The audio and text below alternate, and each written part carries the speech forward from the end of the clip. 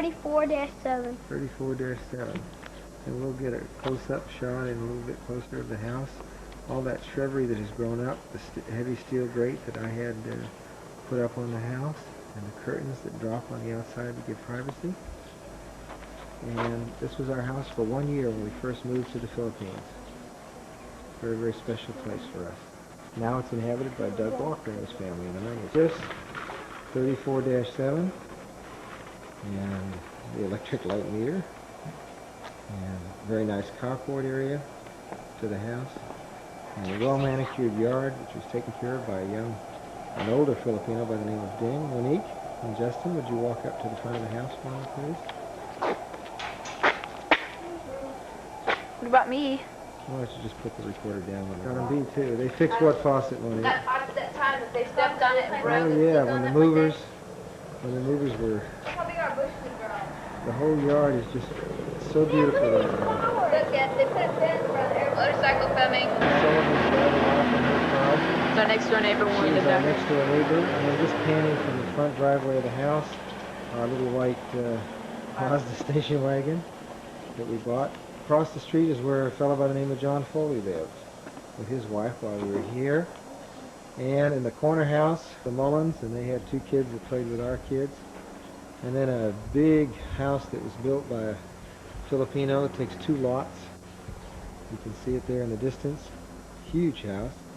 And he's the guy that runs the Mrs. Sullivan's house. She's a school teacher. She built this house herself several years ago. Had a few nice innovations like those stacks on the roof to ventilate the house that you can see spinning right there. And it keeps the house a lot cooler. And I continue to pan back over towards the water tower and the new pool. There's an A-frame house here that some people built. There's the water tower we saw earlier. And there are a number of vendors, even though they're outlawed, there are a number of vendors. This man's selling balloons, and you can have just about anything put onto a balloon that you want here in the Philippines for birthdays or whatever. Very reasonable. Filming here is Bruce Grossetta's old house in the distance there, and the tennis courts with some backstops that were part of the new pool in Carmenville. This is the new area where we used to live. Some people playing tennis. Monique standing on the fence here. And this is the area around the swimming pool that we used to have a good time. There's a baby pool over here that you see. Very nice baby pool. And there's some nice tables and chairs. And this is the main pool, and there's a clubhouse in the back. There's always Filipino people that work here that attend and take care of everything. You can see the A-frame house that I had shot earlier. Beautiful grass. Nice pool. Nice pool. Look at the water. The water is nice and clear. Clear today. Water is very clear. Yard. The water is nice and clear today. Some kids and people coming in the pool. Probably somebody that I know. I never can tell. Kids spend many happy hours here in the swimming pool. Just having a good time. Oh! Yeah, we did. Didn't we? Oh, We had really fun time here. Okay, about twice a day we have people that come around and pick up the garbage. Nothing gets wasted in the Philippines. What you consider to be garbage, local people here may consider cooking. Power, yeah. No, and hot water in the house. Another gas tank and the water heater, which is kept outside on the house. The little charcoal grill. This is the back of the house, very typical of all houses. And every window has some security on it. Remember what I showed you on the Snyder's, John Boy Snyder's house? Well, there's bars and steel grates on every window to keep the thieves out. And it also, unfortunately, when there's a fire, keeps the people in too. They're not able to break down any of the concrete walls or get through any of the grated windows before they were consumed by the smoke. From the outside into Katie Dingman's room is Justin and John B. at the window, and they're very secure. This one opens. Joe Dingman's room opens. This is a safety window that does open.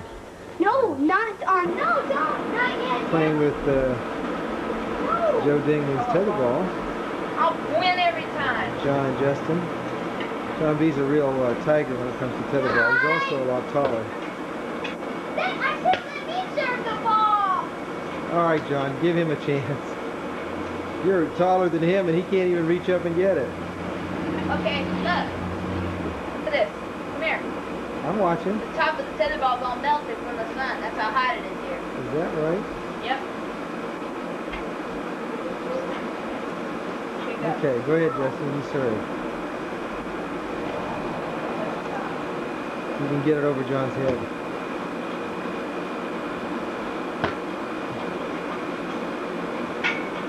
Wow. That doesn't look like any contest. Stop it, Justin. It didn't hit her. Okay. Used to be a trampoline I here. gave all by myself. All right, go ahead, Justin. Used to be a trampoline here. I think you're at a disadvantage, Justin, playing with somebody taller than you. Excuse. This is how you play tetherball. First you put up the ball. And you whack it hard. And then you do like John B. did when we beat your opponent's house. Now we're looking at their porch windows at my car. Go ahead and back it up. Barry, And go ahead and back it up. Dee and Monique out by the fence. You can see how everything is secure. This is the Dingman's car, Dee with Mavis and old Barry backing the car up. Barry's backing the car up. Woo! Barry's off. Barry backing the car up. Well, I'm taking pictures of Mavis and Mom and Monique, friend from Japan. And here we see Joy Hardy and Dad Bob Hardy and Barry Green. Wait a minute, let me get a close-up on that, Barry.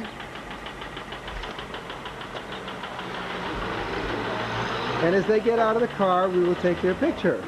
Lights, Barry, lights. Hello, Bob. And Barry with the lights. Lights, Barry. And that's little teeny Joy Hardy, the basketball whiz from where, Joy? Canadian Academy? Are we going to get to see the movie when it comes Sure, time? you all can see the movie. I don't know whether I Yes, want to dear. see that or not. I'll be Flash Gordon.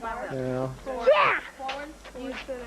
Look, Daddy. Everybody has these signs made for their house that have the names. We have one also. That Tampa one. And they're hand painted here, and you see the F4 and the 90 squad patch. Okay.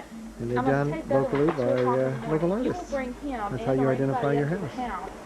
From Carmenville now, and the beauty shop Monique's about to go into. The beauty shop is our favorite place in the Philippines. Every day or so, whenever Dee has a requirement to get her hair fixed, she's going to have to do it. How about looking up into the camera, Justin, so I can take a picture? And you too, John B. You wanted me to get your shirt. Okay, what does it say? Stand up straight. You lead a good life, say your prayers, you go to church. When you die, you go to Texas. Mine says, Get a good Justin shot. says, hey, Kool-Aid. Oh, yeah. Get a zoom shot of that, Dad. no, I didn't, John. Now push the zoom. Is that going in or out? He's not here today, but I'm Push it down. And now you're zooming in. Okay. Stop. Yeah. Okay. Now stop. Turn it off. This is Sonia. This is our manicure. She does mom. Oh, and best hands going for shampoos. I'll tell And you. this is Thor. She does our hair. And Anita's not here today. Anita's not here today. She does our hair. She's home with the baby or enjoying herself with her family, huh? Sometimes we play Monique. Oh. And today. These are Pogi girls that work here in the Philippines. What's up? Not Pogi? Yeah. Maganda. Maganda? Okay, whatever that means. Called Work Davis, and it's in the back of the barns. Susanna is our house girl on the weekends. Go on, Justin. And Justin's going to come up there and visit with her. And she's been a good friend of ours. She was our house girl in Carmenville in the old house that you saw. Here comes and she's Tasha also the dog. Oh, and here comes Tarsha the Wonder Dog, our little schnauzer, who loves to jump up on people's feet and take people for walks. She's out with Monique playing. Justin, move. What? Because I'm trying to get her set up right. Well, she won't, Monique. There. Tasha's a weird dog. Hello, Tasha. Tasha. Tasha. Just don't hit it, she'll run. Tasha. Come here, Tasha. And you Justin. can see, by the way, Tasha. Tasha's tugging on the rope that she wants to take Monique for a walk. I'll play Bye, with Monique. the car and the motorcycle and the carport hanging around the back of the house. Louvered windows. We always have to keep the bottom ones closed because it's very easy to remove them to steal things from the inside of the house. Justin hanging on top of the chain. John B. playing with Tasha's chain. And you can see the security fence in the back of the house and this bamboo stand which is the favorite hiding place of the snake teams, the patrols. They're looking for Filipinos breaking into the house at night, right outside our back window. And the plumeria tree here in front of me, you can see the security fence again.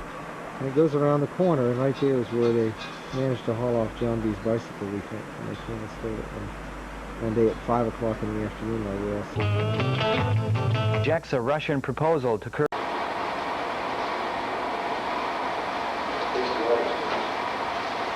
Okay, John has excelled in troop and has earned his life, which is the next step prior to him receiving Eagle, which is an accomplishment in itself.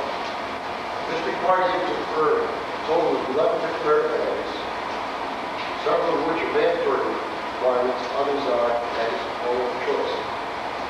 Holding his position in troop for at least 6 months. He's been the assistant senior patrol leader. He is the present senior patrol leader. He's worked very diligently in both these positions in troop. He had worked for a total of 6 hours on a service project. And John does not just take and go to the bare minimum.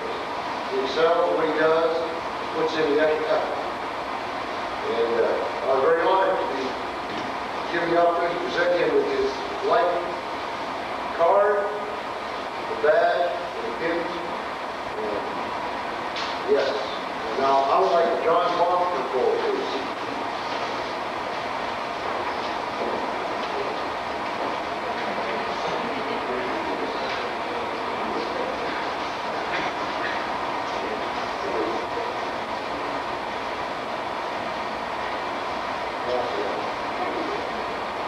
And his mom is going to pin him with his right hand this time.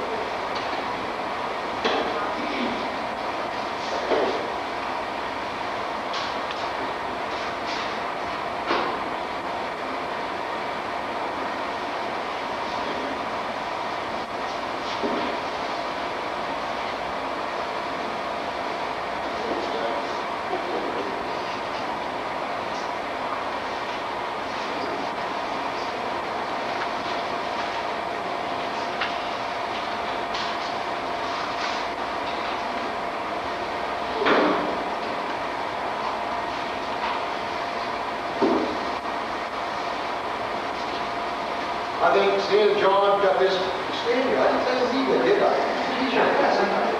He gets a big hand.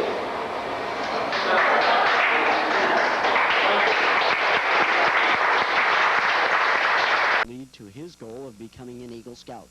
The project's been done before. It was done in the States. It was considered a great help in the States. It's nationals. It's one of nationals recommended projects where I got the idea.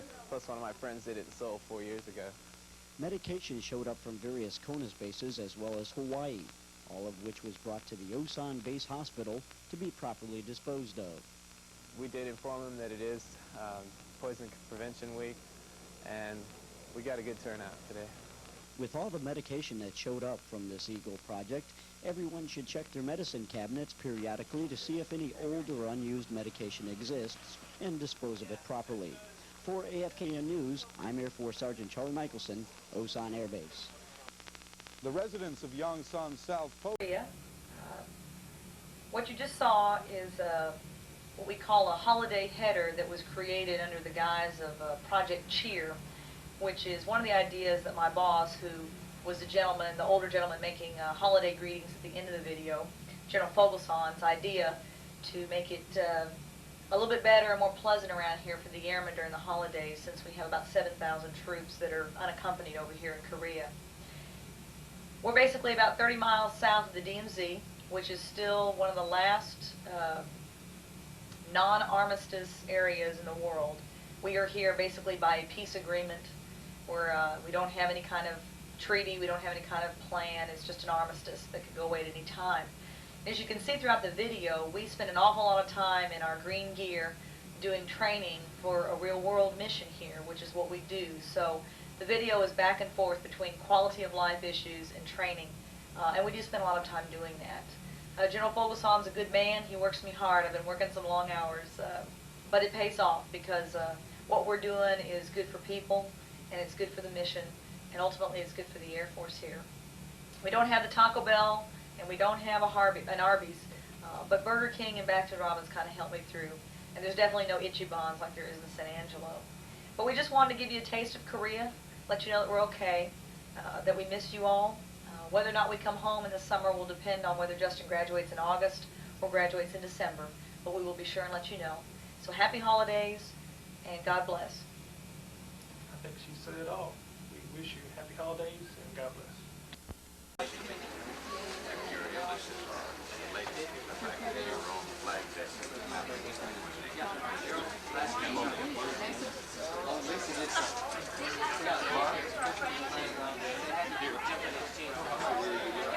I've seen Dee walk in.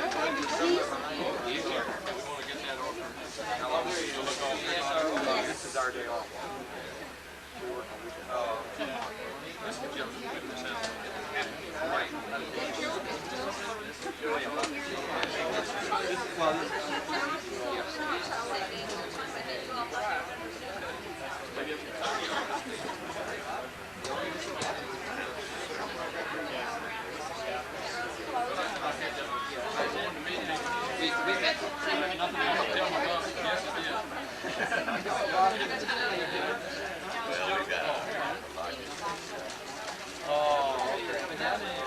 I thought you were used.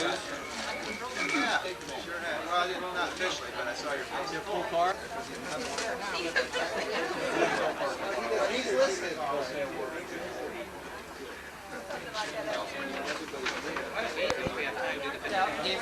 Did you really? Yeah. Great. Okay. So take care of me.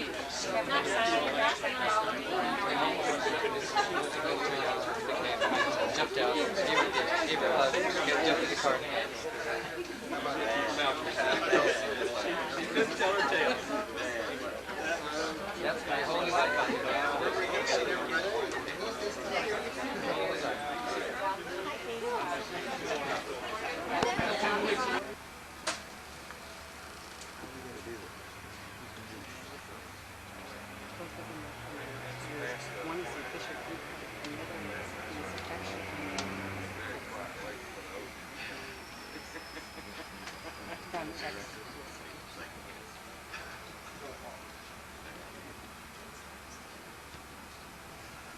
This morning we're gathered to pay our respects to the LeMires for a long time of service to the United States Air Force, and I might add to the Republic of Korea.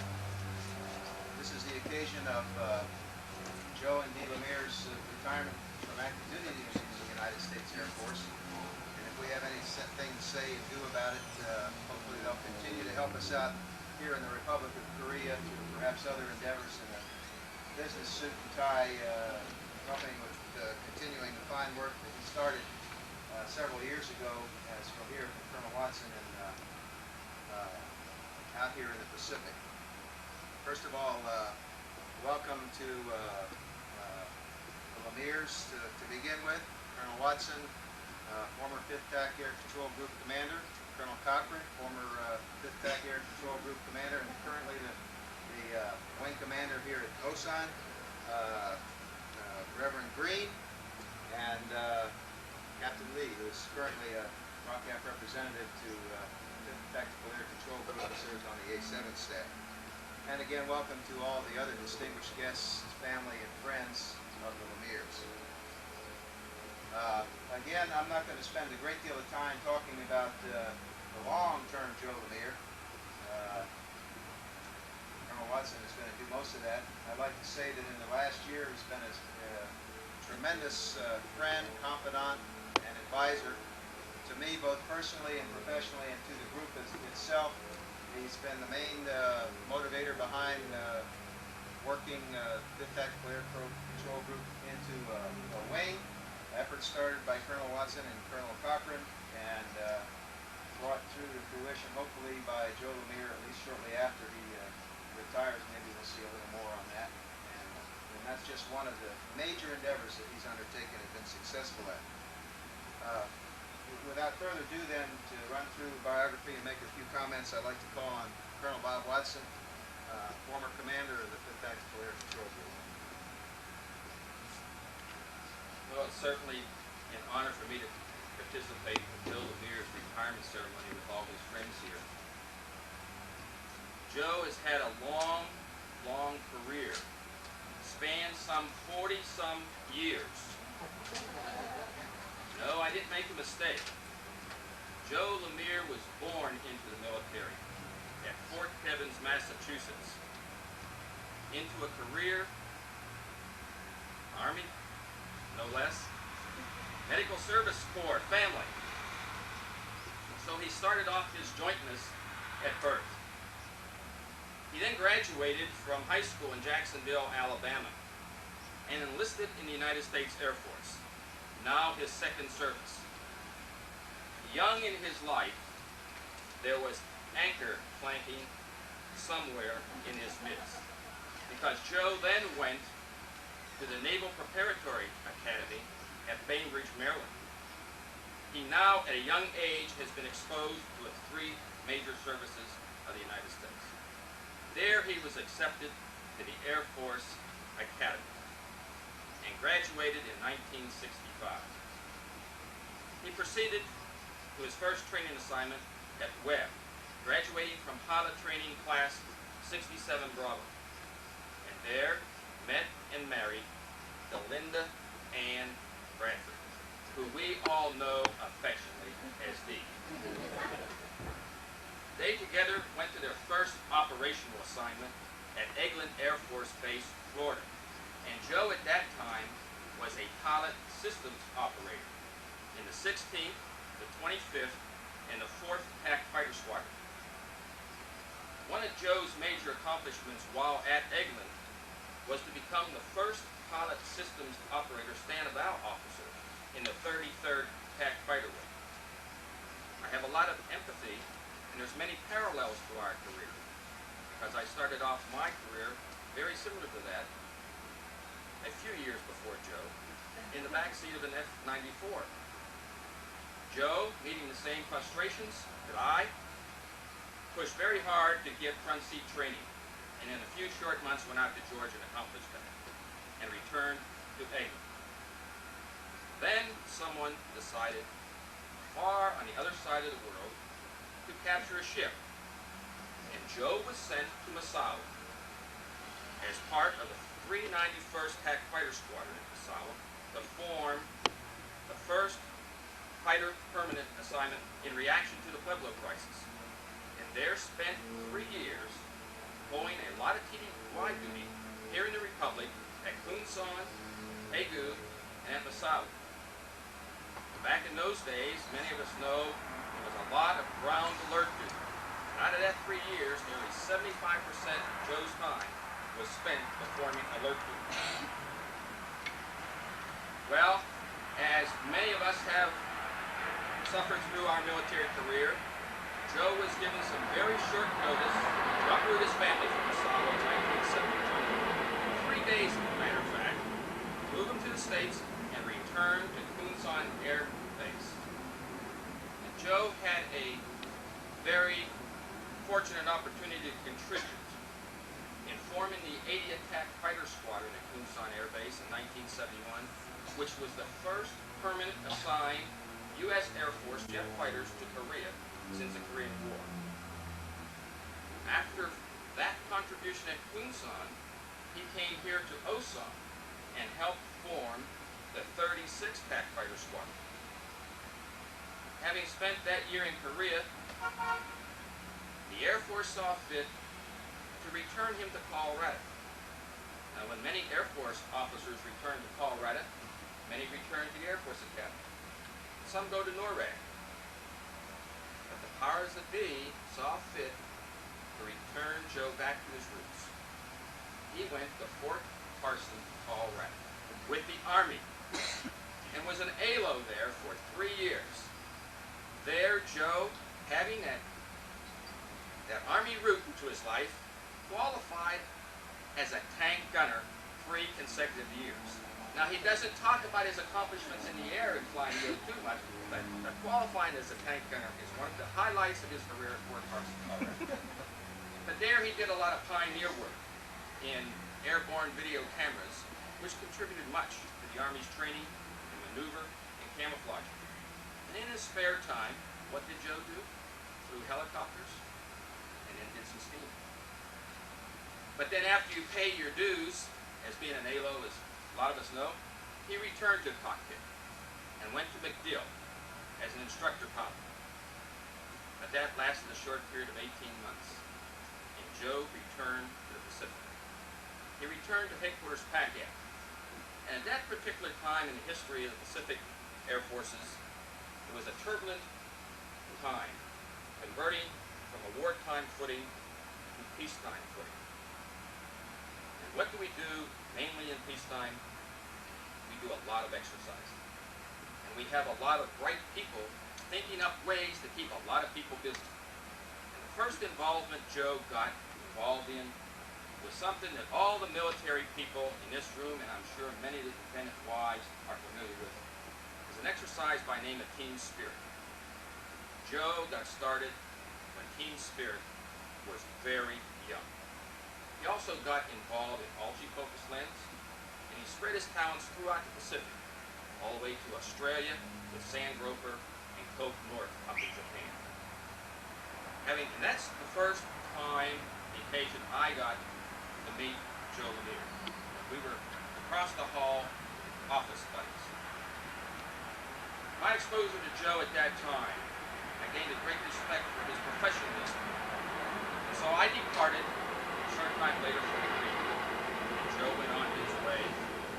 And after 3 years at PACAF, he went to Clark Air Base, where he was the assistant ops officer in the 3rd TAC Fighter Squadron.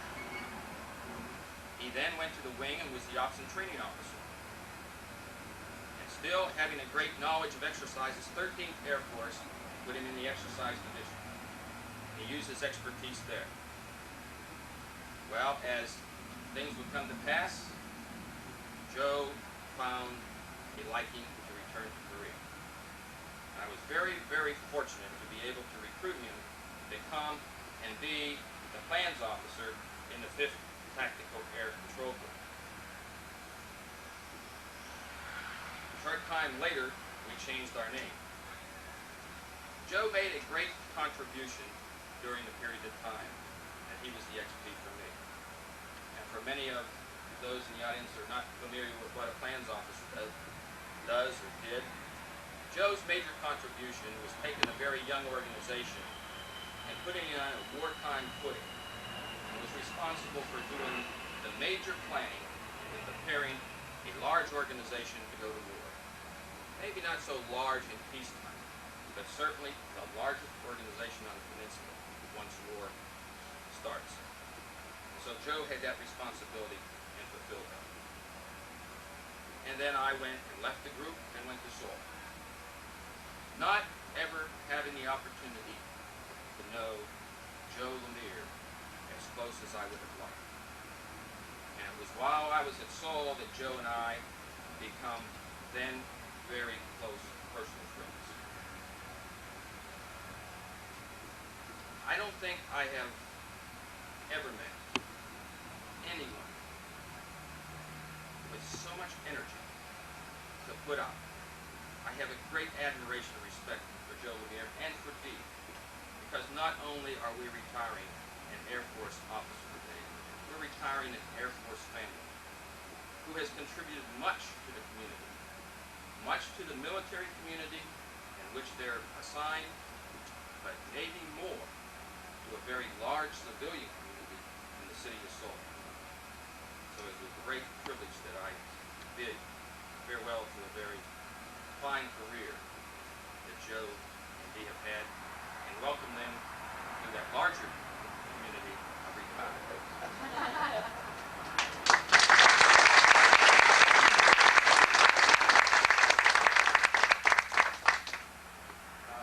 I'd like to call on the wing commander next to make a few remarks about Joe LeMire, but before I ask him to step up here, I'd like to say there is one person, two people that are busier than Joe LeMire and Dee on Osan Air Force Base, and that's Colonel and Mrs. Cochran. And I know that they have another commitment, so they may have to leave a little bit early.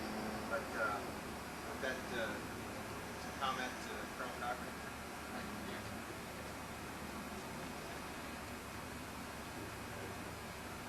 foremost, Bob tells a lot of stories. Joe and I are similar in one vein. We both had the opportunity to work with Bob Watson. In fact, Bob Watson was once my commander in the 19th class in 1975 in Korea.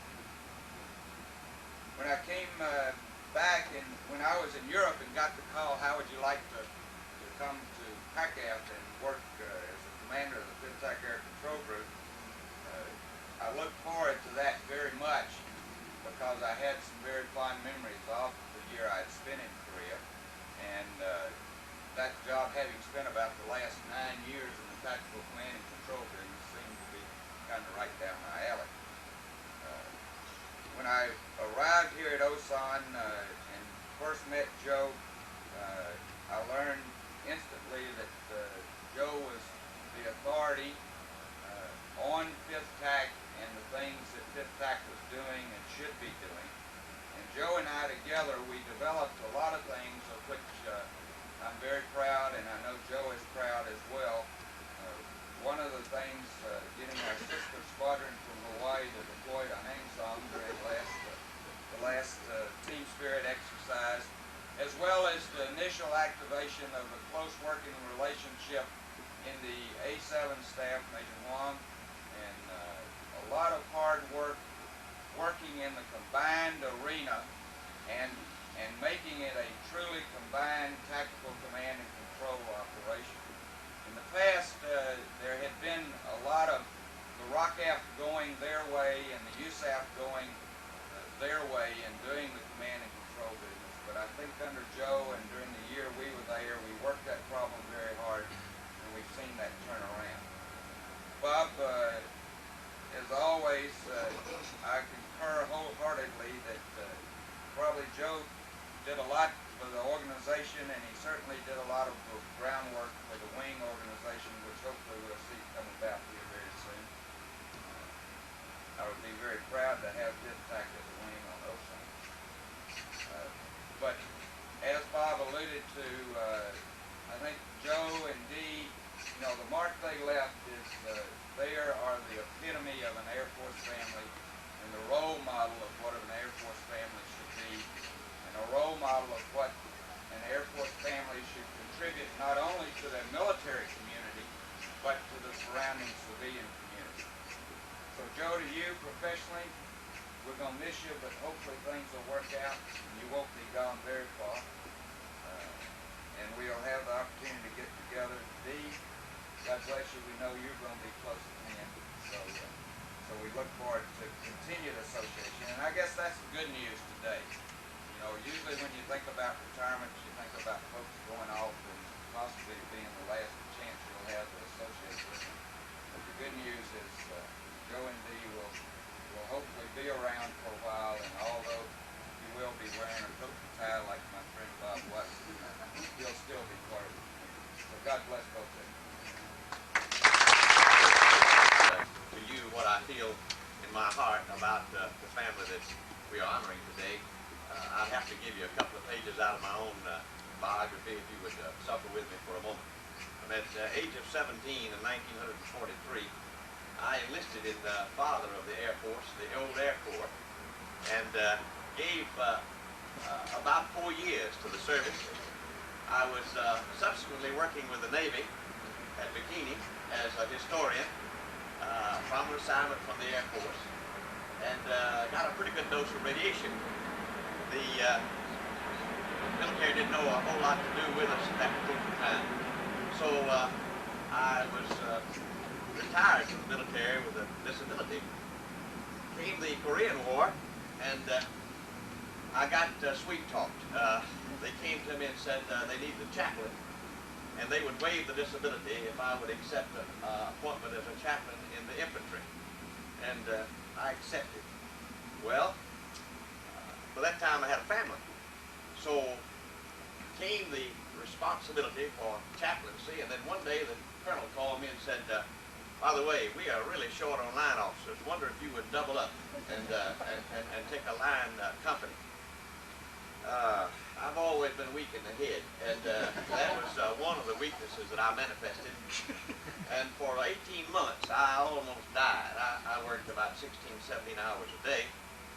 And as a result, I had a kind of a suffering in my heart for the simple fact that between the service duties, I had heard a call to the ministry and had finished my basic education and found a kind of as a Korean would say, yin-yang, a pull between the good in my life and other priorities that didn't seem to be so good, and not necessarily, I was sort of on a downhill pull.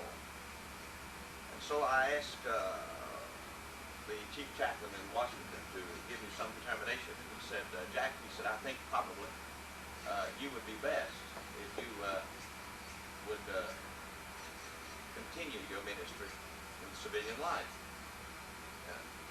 I took this as a challenge, but I've always had in the back of my mind, especially the 13 years that I was close to Patrick Air Force Base down in Florida as a pastor, the tremendous responsibility that men and women who are professionally related to the military, that responsibility they have to keep things in balance and to keep things in priority.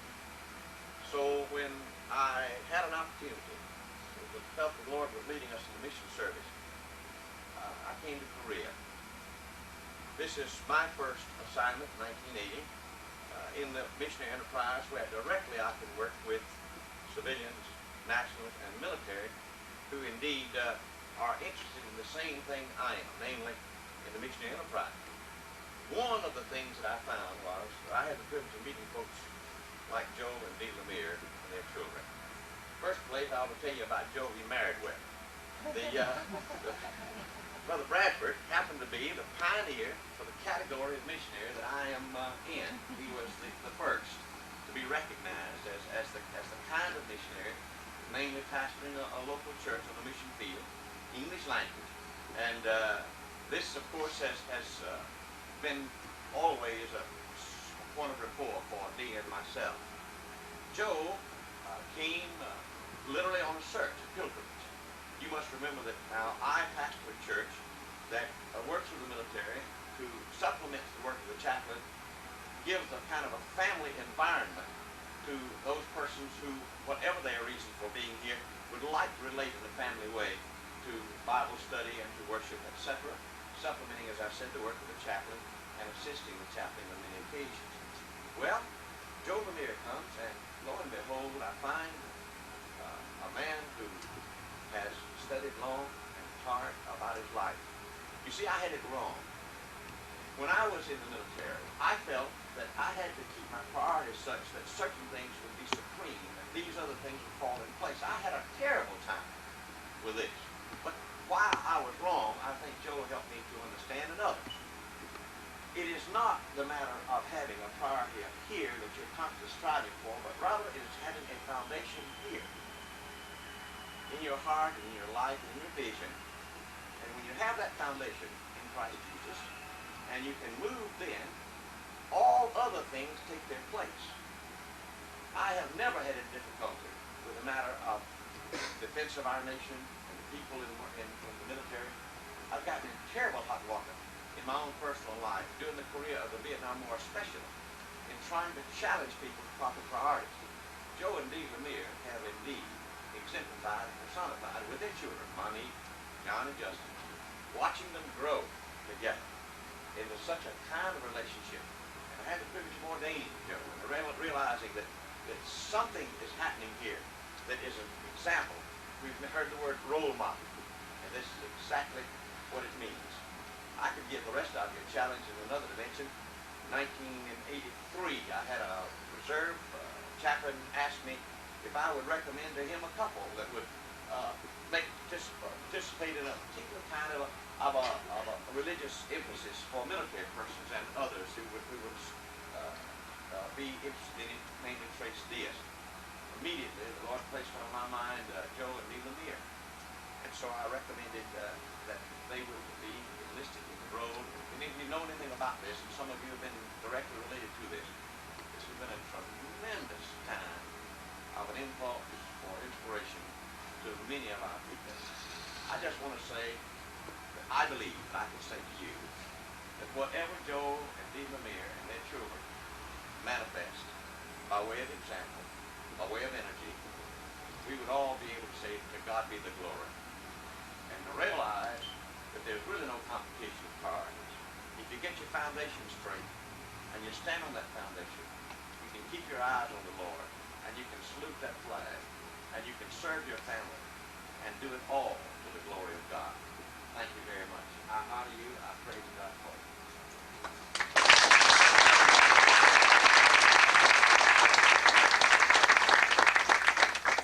Thank you, Reverend Creed.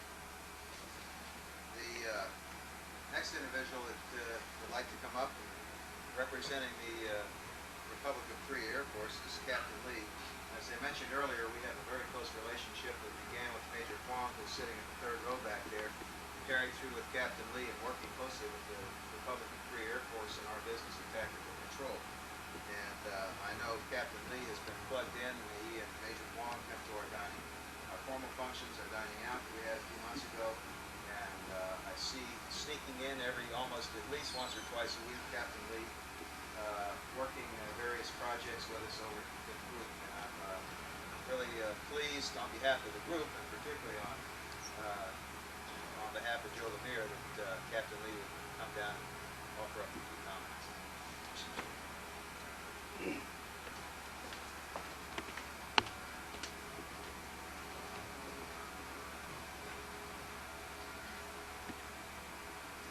Ladies and gentlemen, I am very glad to participate in this retirement ceremony of the Rebellion. As a representative of A7 Rocket, SEC, I work for the Combat Command Rocket as a liaison officer. Major LeMire is my counterpart. I never forget his friendship. The purpose of our common military effort is not war, but the protection of freedom, peace from North Korean threats. Even if Major LeMire retires from active duty and returns to the United States, his accomplishment towards the security of the peninsula will remain in Korean military history forever and forever. And he'll always have a place in our heart as an excellent soldier. Mr. LeMire, I have something for you. I'm a Christian. This is Korean Bible and keychain. I pray for you and your family every day. God always bless you. Thank you.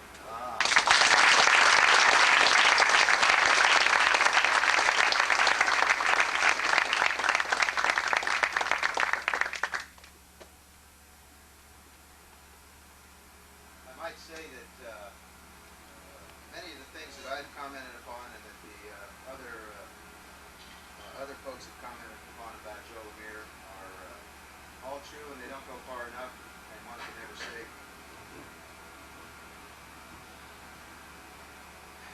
the kinds of words that go far enough to say how much you and we have contributed to peace, freedom, the defense of the Republic of Korea, Christianity, and although I missed it on the remarks there, the scouting movement.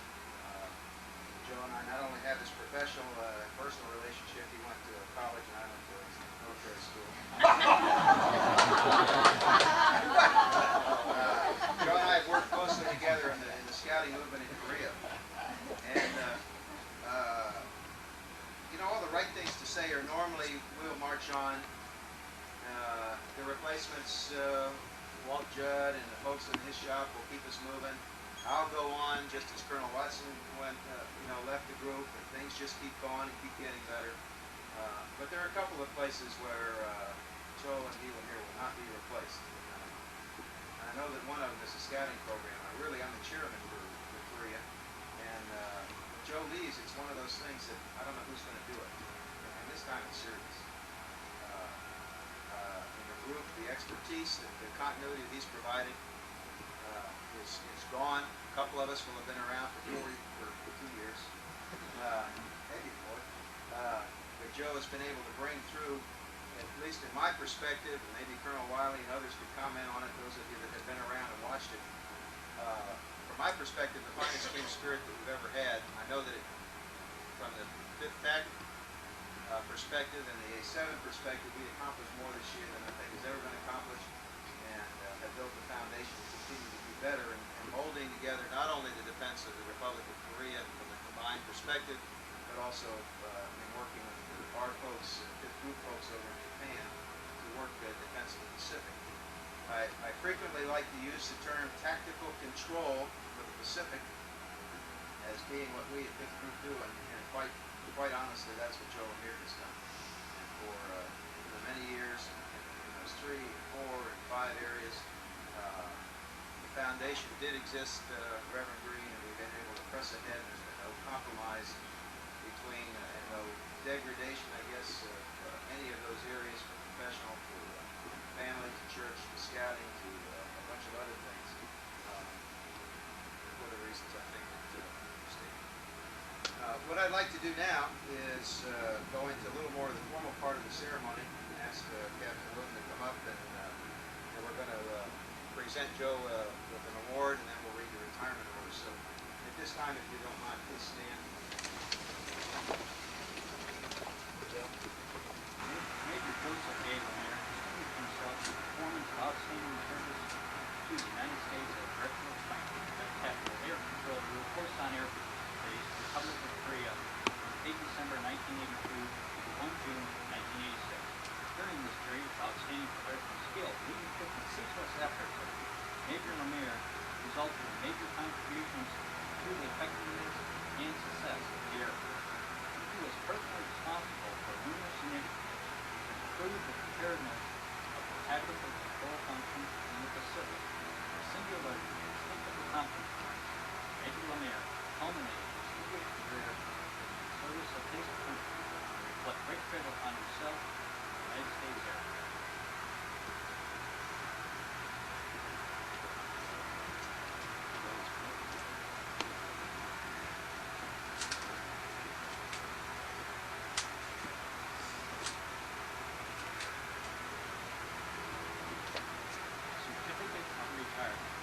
From the Armed Forces of the United States of America, to all who shall see these presents, this is the certified that Major Joseph A. LeMire, having served faithfully and honorably, was retired from the United States Air Force on the 1st day of July 1986, signed by General Charles A. Gabriel, Chief of Staff.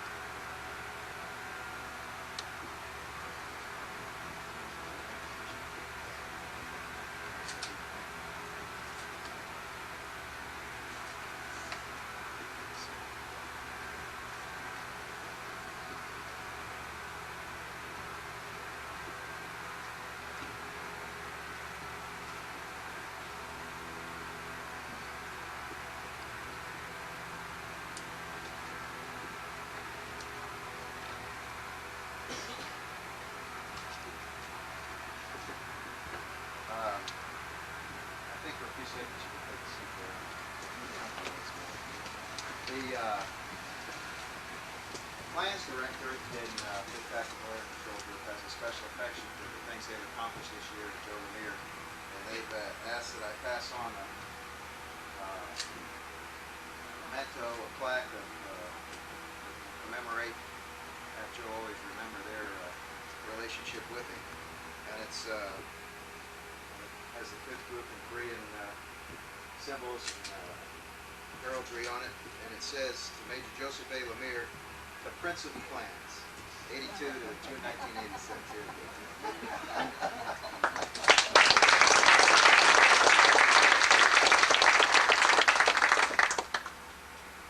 And from the 5th Tactical Air Control Group, the 5th TAC plaque to Major Joseph A. LeMire, Director of Plans, December 82 to June 86.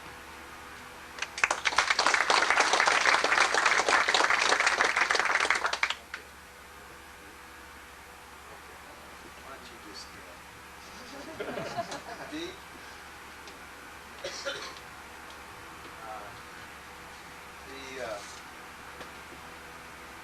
It ought to be obvious to everybody at Osan because the wing works it so hard and represents representatives of this movement right here in this room, how important the family and the community are to an Air Force career. I used to sort of shrug off some of the quips I'm about to tell you. You know, I was issued one sort of thing. It used to be that way. But I know that I can't live without a supporting family, a loving family, and in the cases, I don't recall which of the three, but I think or four, at some point, each of them, I think, recognized the importance of Dee LeMire and the family, Monique, Jon, and Justin, to what we've been able to accomplish here. It's nice to go home and find the other front, the Western or Eastern Front, however you look at it, to be fully supported, backing you up every day. It's also nice when you have a family that's, you know, in some ways is doing as much for the Air Force, perhaps a little more in their own way. And they don't ever wear a uniform and they don't get a paycheck from Uncle Sam. And only the loves, hugs, and kisses from the folks in the community that they touch. And Dee has been that way. Now the Air Force, Dee and all the family, the Air Force recognizes that kind of relationship. At other times and in other places, I'm not so sure that the contribution has been as great as the LeMire family. And on the occasion of the presentation of this next certificate, this one is more than well deserved, and I wish there were just a tad bit more, a little bit more we could do to recognize the contributions that Dee, Monique, Justin, and Jon have made to the Air Force community, and hope that they will continue to make, because I'm sure Colonel Watson could speak to the Air Force that continues beyond a 20 or a 25 or 30-year career. I know my dad used to talk that way himself, but you just never could take off the blue suit, frankly. And it should continue to contribute and help wherever that presents goes up. So if I could one more time, please stand up.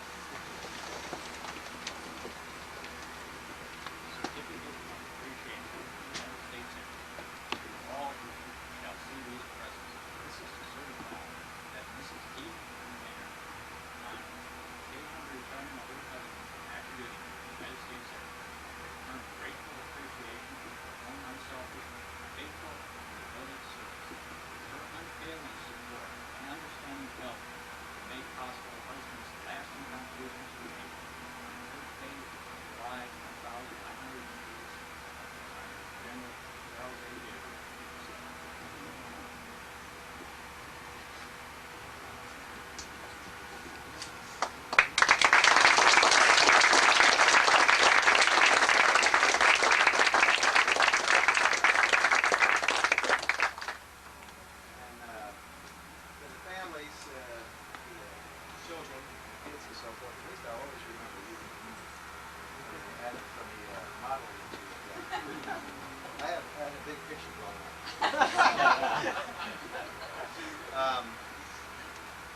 Well, without further ado, why don't I let the LeMires make a few comments. Please have a seat.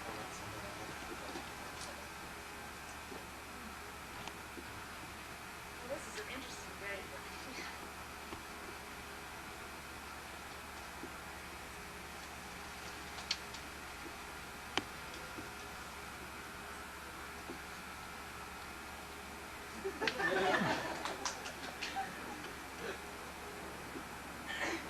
I've always been in the Air Force. My father was in the Air Force. That family.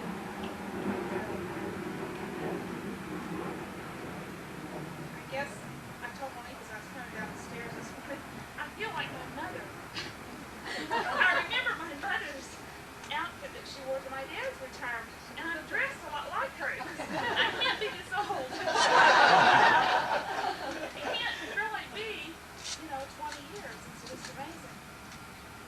But I want to say that I really lived a lot of places, and I can really honestly say there's not one single place that we have been stationed that I would just love.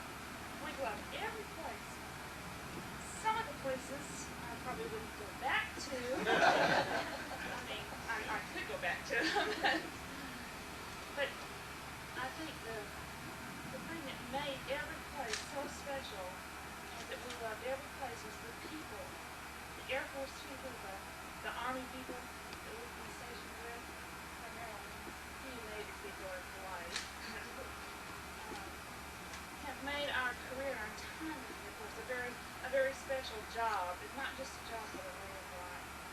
And I often hear, this is our 10th consecutive year overseas, and I often hear people, especially who live in the Philippines, saying, oh, I can't wait to go back home. I'm going to spend all their time thinking about going someplace else, and they miss out on some of the joy of being where they are. And I have always tried to encourage, this crowd I don't need to be preaching to, because I think all of you enjoy where you are and are participating. I see that on this group, but I try to encourage everyone to think of home as where you are right now.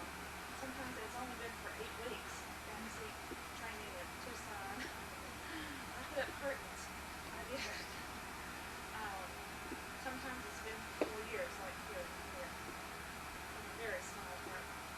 Almost any place we live is going to be bigger than that.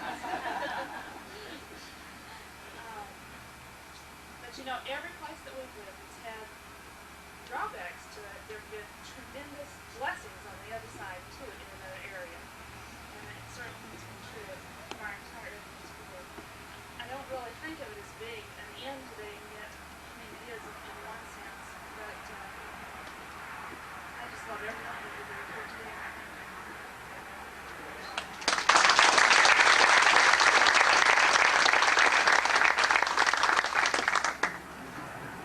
There's a couple of unsung heroes that need to be recognized. There's 2 gentlemen in fatigue standing in the back, Sergeant Maury standing in the door, Barbara Townsend right here, Walt Judd. Would you please raise your hand, Walt? John Longazino, where are you? In the back. These are the people that have helped put this together today. And it's a little bit of outside direction, but I think they've done an absolutely marvelous job. And I just want to give them a round of applause and thank them from the bottom of my heart for their efforts to make this memorable.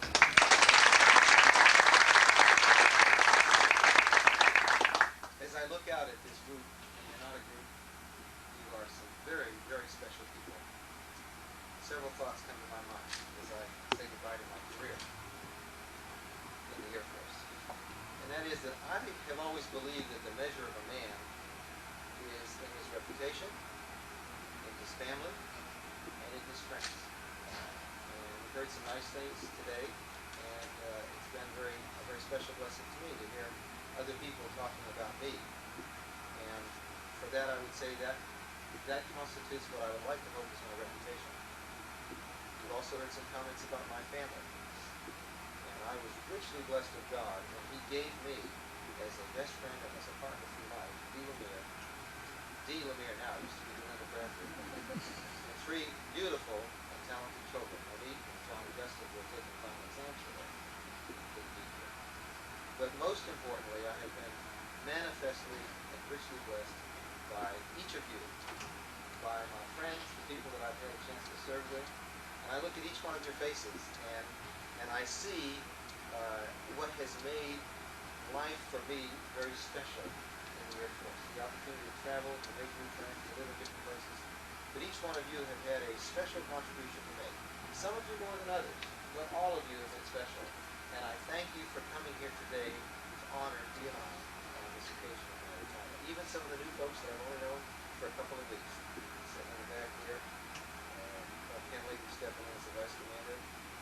Nobody knows but Jim O'Farrell and Joe LeMire how much effort we put into training Jim Altonos as the new dispatcher. And it was so neat. We had an ORE last week. It was so neat to just sit there and listen to him and the things that he was saying and the direction and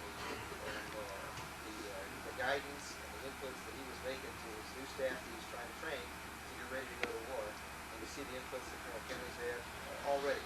Just the influence. You never know how much influence you will have on other people. You just never know.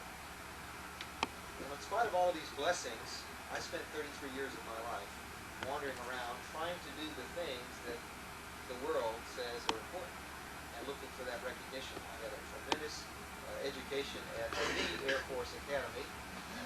Several of you here went through that with me. And it it was an excellent time for me, but it tended to put all of my focus and all of my reliance on me.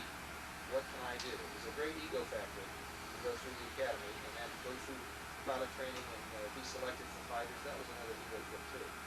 But after 33 years of this life, I knew that there was something missing, and I made life pretty rough on my wife and my kids. Even though I'd only been married about 8 years, it was things were coming apart at the seams internally, not to the rest of the world. I had 3 beautiful kids, a lovely wife, I was a success, fighter pilot, the world's greatest advisor to the Army at Fort Carson, Colorado. But things were coming apart inside because I did not have anything lasting in the solid foundation to build on. Pastor Green made a comment, but at that point something happened in my life. It was primarily a result of prayers and the efforts of my wife, for example. I finally came face to face with my responsibility as a human being. I came face to face with the person of Jesus Christ and what he came and died for and why it was for me, not for anybody else. I couldn't ride on my parents' coattails, my wife's coattail, or anything else. And from that moment on, through a men's Bible study, I began to understand what my responsibility was. I began to discover what it is that causes joy to be in a person's life and peace, regardless of the circumstances that you live through. It's not been an easy road from that time. If I were to characterize it in the eyes of the world, I'd say I had tremendous success up to that point in the eyes of the world. And I had a great career going for me. But when that change took place, I must say that my priorities in life had to be refocused. Intellectually, I knew that my priorities needed to be my relationship to my God first. My family really did need to come ahead of my job. My job third, and my own personal desires fourth. I knew that intellectually, but I was not able to make that real in my life. And it has taken me, and I'm still in the process, it's taken me all this time to recognize that what the world says is important, and the recognition that the world has to offer may not be the best thing in your life. I have been able to discover some of this peace and some of this joy in spite of circumstances, especially when I was passed over. That was a tremendous blow. And then I had to realize that I was out of focus. I was doing things for Jon and Hester's glory, trying to get promoted to the Air Force. And it did not bring honor or glory to my family. As soon as I realized that, I was once again able to understand that what God considers important is not what the world considers important. So, coming to Korea is a pull that my wife and I had felt for many years, while we were in Hawaii in 1976, which was my first opportunity to begin to discover how to reprioritize things in my life. We knew that eventually the Lord would bring us as a family to Korea. I had to have a 4-year sidetrack down in the Philippines, but that was part of the growing process. That's where I went through my major disappointment in life, being passed over, not once but many times. And I had to work through that. I had to decide what really was important in my life. And I had that set by the time we came to Korea. And I can tell you right now, I'm standing before you, and say that this is a blessing for me to be retired at this point. I'm still young, I've got health, I've got opportunities unlimited ahead of me. And the one thing I've learned since I've been here in Korea is that there is no limit to what God will accomplish or can accomplish through one person who doesn't care where the glory goes. If you're seeking the glory for yourself, forget it. But if you don't care who gets the glory and you're willing to work, it doesn't matter how many dollars you get or don't get. What matters is what you leave behind and the people's lives that you've touched. And all of you are testimony to that, and I thank you for being here. And all I can say is that I look forward to my next career and the opportunity to continue to grow and get closer to these wonderful people. Praise the Lord.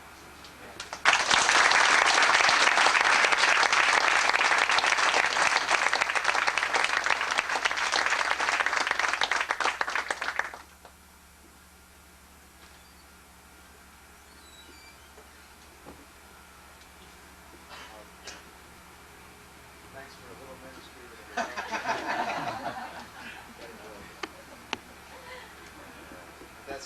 That's a daily thing, right?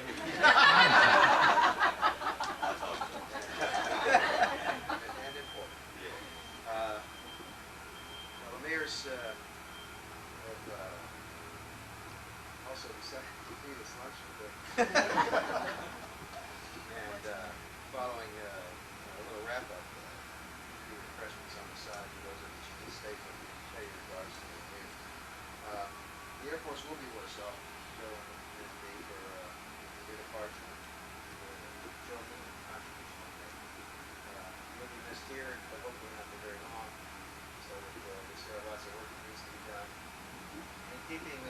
keeping with some of the words that you offered there, some of the things that come to mind to me, success is a journey, it's not a destination.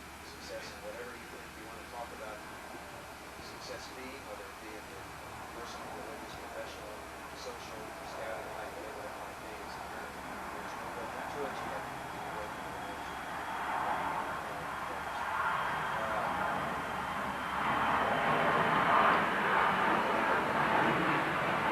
It's a big airplane to fly by the screen.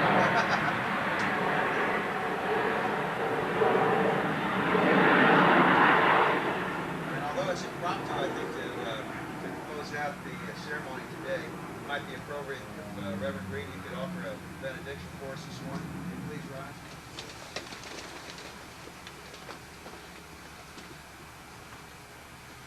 It is impressive to our hearts, our Father, that when we reach the milestones of our lives, we might focus our eyes upon Thee and say, to God be the glory. We do thank Thee that there will be for us a blessed benediction if indeed we face the future with our feet solidly upon the rock of the Lord Jesus Christ, and our eyes focused upon the horizon for that which you would indeed unfold as your perfect will for our lives. So it is that we pray for these two, that whatever the journey may bring to them, they would be like the first pilgrim, look beyond the immediate circumstances and to see the presence of the Lord.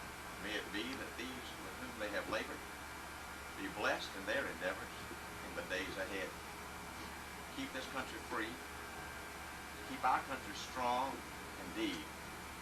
Those who will stand for liberty and freedom, and may we all together be able to say, praise God from whom all blessings flow. So it is that we give you praise for this family, for this installation, for these who be. In the precious name of Jesus Christ, I pray. That concludes the formal ceremony. We're going to stand here, and if you'd like to come say hello,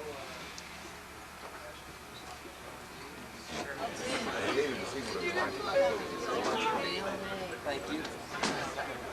You're welcome. As always.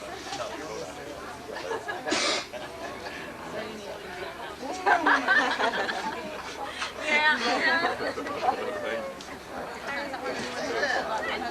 No? You had it a long time ago, huh?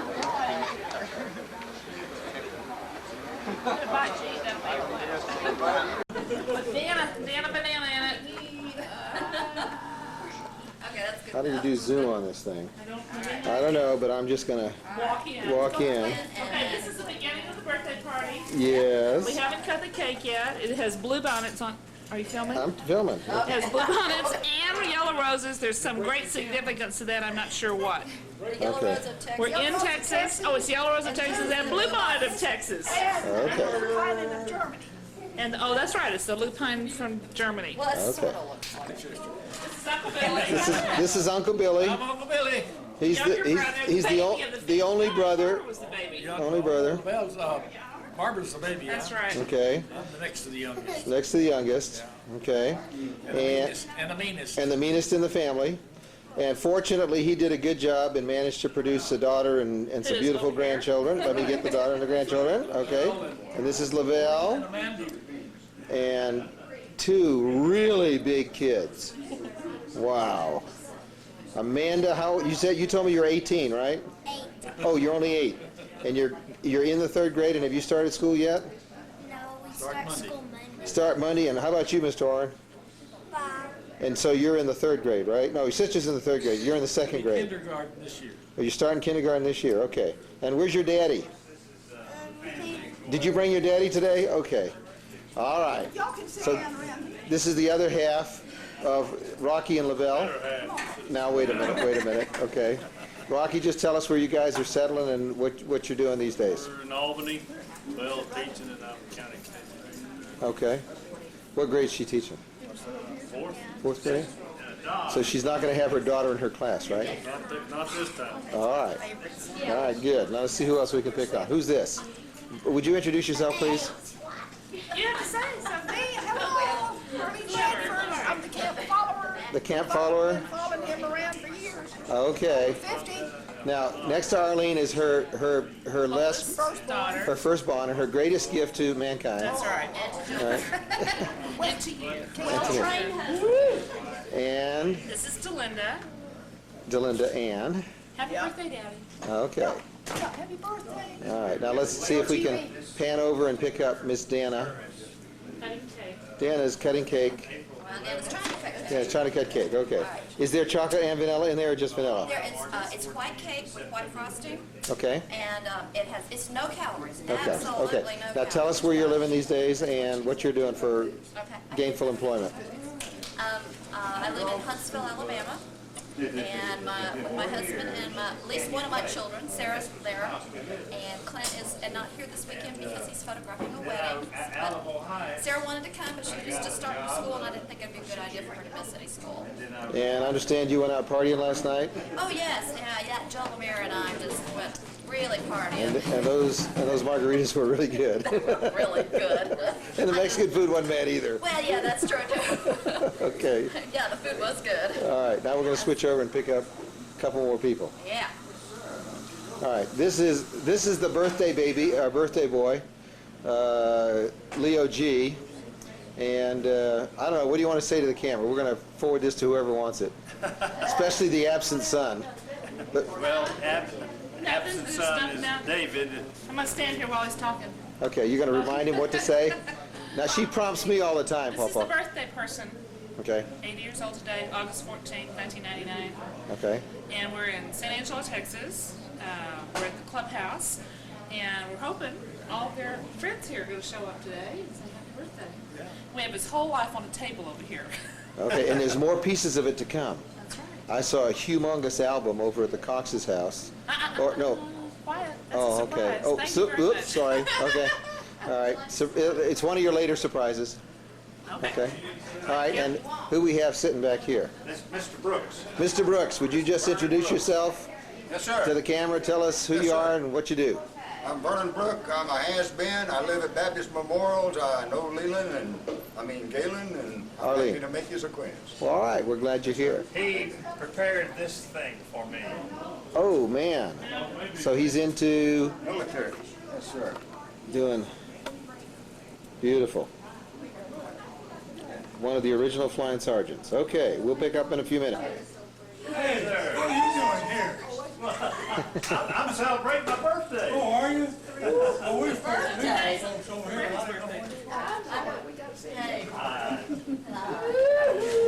I'm fine. Okay, that's Trozy and Imogene Barca, and the lady bending over making the name tags is Pat Cox, and her husband's somewhere outside parking the truck. I have seen that look worse. I have seen that look worse. Yes, I do. You know about that haircut. Yes, I know about that haircut. You sure I put the right one on? You didn't think to do it. They couldn't do this without. Now,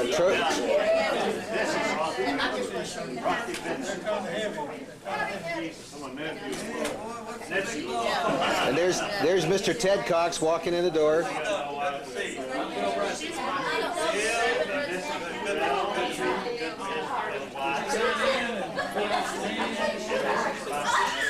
Because he was directed by. $175. Because he was told that he had to wear a coat tie. Bless his heart, he could have bought one of Galen's. Now, this is really a very special coat that he bought, and we're going to go ahead and take off the tag right now. Handsome. He ran out of money, had a hard time. But all you have to do is the money for a tie. just- I had to go buy He it did buy tomorrow a new this time. okay. Poor fella. My man. Well, it's a good looking jacket. All right, come on in, folks. It's a good looking Hello. I promise I'm not trying to.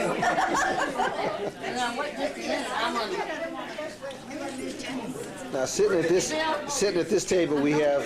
I'm Imogene Barker. I don't know who we have here. Let's see. There's oldest sister. I only know her by Aunt Sissy. Is it Mary Frances? Is that right?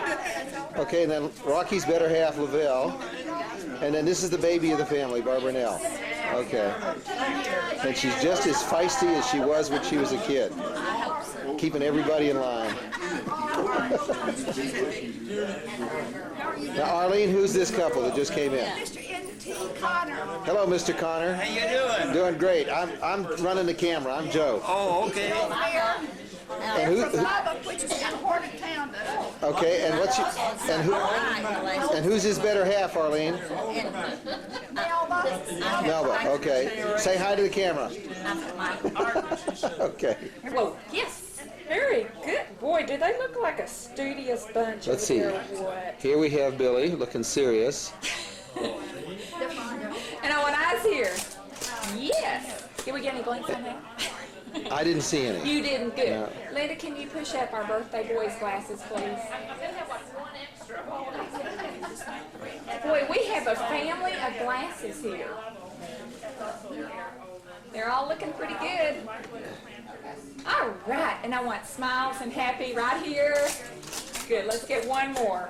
That's pretty good. Papa, if you'll part your lips just a little bit, you can show a little teeth and it'll make you look happier. Yes. I like that. Let's get one more like that, okay? He said I got it on the video already. I want eyes here. Good. I think we know. Marina, I'm Joe. Okay, hello. All right, say hi to the camera. Okay, thank you. It's nice to meet you too. All right, after great consternation and Joe warming up Don's chair, he drove in like a Korean taxi driver, and he made it. Praise the Lord. All right, now, the hardest thing in this picture is watching the two of them try to smile. Try not to smile. Oh, this is a serious picture. Okay, here we go. Mom, I'm going to move you a little bit out this way. You're hiding. Whoa, there All we right. go. All right. Hey, that looks good. We're going to be happy. 1, 2, 3. Got to push your glasses up just a little bit. Oh, y'all look great. Now, this side is a little sour. I know that's a long way. But just ready. There we go. On one side, one the other, and you can get Don and David. Did you say that? Yeah, I told him to keep moving his head, and we'll say that's Don and that's David. Okay, I do have, now I can tell from discussing that this is a milk. Okay? Now, we want to see Mom get loose. I Mom, Well, Mom, we have a little medicine in a wine bottle in the refrigerator. It'll help. I want a group hug. Okay? Everybody, come on, put your arms around. Come on, girls. Get in there. Yeah. Come on, here we go. One more group hug. One more right here. Hey, I got no dad blink. One more group hug. Come on. Yes, oh, I'm happy. Good. And ask Uncle Ted if he would please just ask a special blessing on our time together in this celebration. Decades from the beginning in 10-year increments, and if you have something that you can add to, either a personal note, and especially from some of the brothers and sisters. Oh, that's right. But then after he got his spill with appendicitis, he grew about 6 inches in just over a year. And that helped his basketball game, right? I guess so. From appendicitis. Okay. All right, so then he decided after high school he was going to be a college boy, and he went to John Tarleton Agricultural College in Stephenville. But in February, he had to go home, me to go home and help them. Were you around at that time? No, but I heard a rumor. Galen, you remember what company you were in at Tarleton? E. B. I got your sweater. I was in company B too. All right. BT-13. Oh, BT-13. He did Multi-vibrator. Yeah, my old vibrator. He had made the trip up there, and we were living in the country, and we were fixing up a place for a picnic down by the lake, and we heard him, and I run out on the tank dam, waving my shirt where he could see me, and here he comes. And he came right after you. He came at the same place out there, flew down between our house and the windmill, and had a little note. Just shining a little bit there, huh? We could see him sitting up in the cockpit? No, the side doors open. Bombay doors. Bombay doors. One time he came over at church time, and in Bryson there's just a little incline. He's in B-24, and he came up that rise, and there was a Bombay doors open, and he went like this, and everybody in church was waving and going Yeah, I was crazy. up saw him. Did they have telephones in those days? No.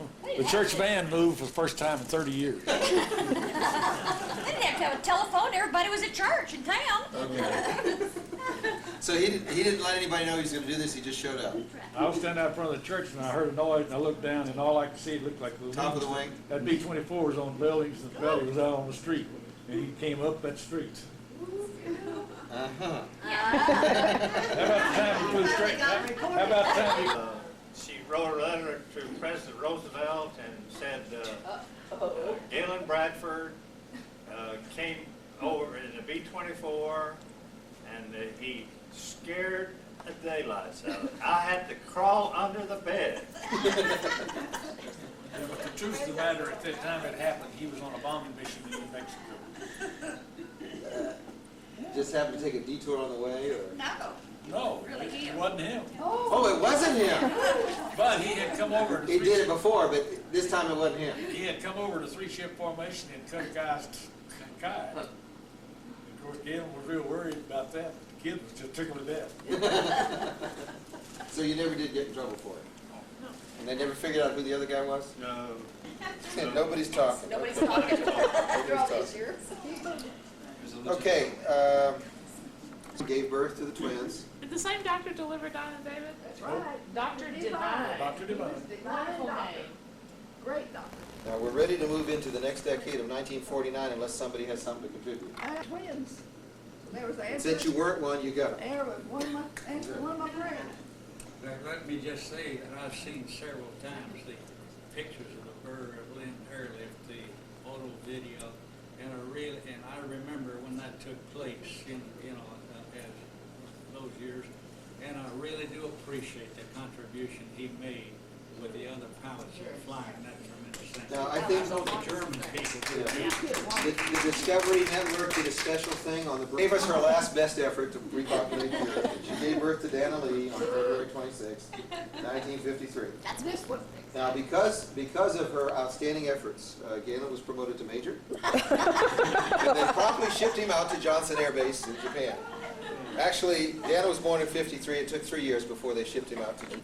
Just recently, and we attended, several times. I couldn't do it all the time, but Tokyo Baptist Church is busting at the seams. There's people from all over the world there, and their standing room only is tremendous. I think 2 services in one. Wow. When we wired Dr. Crawley in Richmond, Virginia, he sent us $25,000. And we had promised to pay the man $30,000 for that property. And when Dr. Crawley sent us the check, we had 200 yen left. We already paid $3,000 down, and some other people chipped in then. But it was so exciting. Oh. And that same, it was the same day, only ours was first, that the church in New York City. Yeah. Was the Manhattan. with the 2 largest cities in the world. Same day. One other thing for the Bradfords, Mr. and Miss Bradford, Oliver and Johnny sent the first $100 to put on the building fund for the new church. Really? And we got a picture of him, Galen presenting a check from his parents, saying it was a tithe on something they had done, sold a piece of property or something. But anyway, wanted to be on the Tokyo church. And he's presenting the check to Miss Lucy Smith, who was the treasurer at the time. And George Hayes, there's a picture on the front page of the Japan Times. We've got a picture of our scrapbooks. I'm really proud of that. If they had enough courage, then it was that's about like 500 right now, to give that and kick it off. So I'm really proud of the Bradfords for doing that. For those of you that have participated overseas, I mean, if you just look in a lifetime. Being in airlift and all these other things he's done, places he's gone, and all these things that he did on the first morning of the first service of the Tokyo Baptist Church. He, the 2 twins, and I went down and swept the church out and cleaned it up. You remember that, John? To get it ready. Fred's idea. Fred's idea. We did that. That was the Quonset hut. At the Quonset hut. When you started the fellowship, right? Well, no, the fellowship had been going. But it was going in homes. Church. No. This is at the church. At the church. This is at the first building. First building. We met at the Chapel Center Chapel downtown Center. for a long time. Was that the Catholic chapel sign?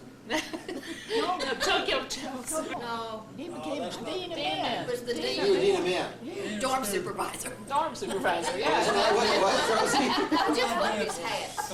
Okay, so Trozy took over as dean of men, and Galen took over as dean of the dormitory. No. In Japan. In Japan. Yes, In he Japan, did. you- They you were went- one of his dormitory parents. Right. Okay, but excuse me, let me put a plug in. Yeah. 20 years ago, I was driving to Burnett, Texas, and there was a young man hitchhiking. And I'd never pick up anybody, but I picked this guy up because he was trying to get to Lampasas or something. And he was trying to get back to Lampasas to meet up with this group so he could get back to the seminary in Fort Worth. And I said, really? And so I just kind of coaxed him. I said, dude, who do you know up there? I said, yeah, you know a guy named Josie Morris? Just, you know, man, no, I've never been. I never had to go see him. I said, oh, okay. And then he said, no, he said he really did know him. And that he, I don't know this guy's name, but you arranged for him to have a small church or a group that went out and it was through your intervention and picking up the phone and all that. And yeah, y'all didn't get to go to Japan, and I know y'all wanted to, but just this one testimony from this hitchhiker in Burnett, Texas, you know, I'm convinced that y'all were supposed to be there because Trozy and Imogene probably touched as many lives as Mom and Dad did in Japan as you did in Fort Worth, Texas. At least 10 times more. And probably created a whole lot more of the missionaries who got out there and the pastors in the field and the religious education people. Because all Mom and Dad were trying to do was just trying to keep Miriam Galad from running From flooding the dormitory. They were trying to touch the MK lives. They didn't do a very good job. Well, we saw one of your products with Dean Dickens, you know, when we were up here for the other thing. One of your kids. Well, we have been members. You know, I was a charter member of Tokyo Baptist Church, but Joe and I have been members in Clarkfield Baptist Church, another church in the Philippines, and Seoul International Baptist Church in Seoul. And Joe's been the chairman of the deacons, and I've been the church clerk at that church.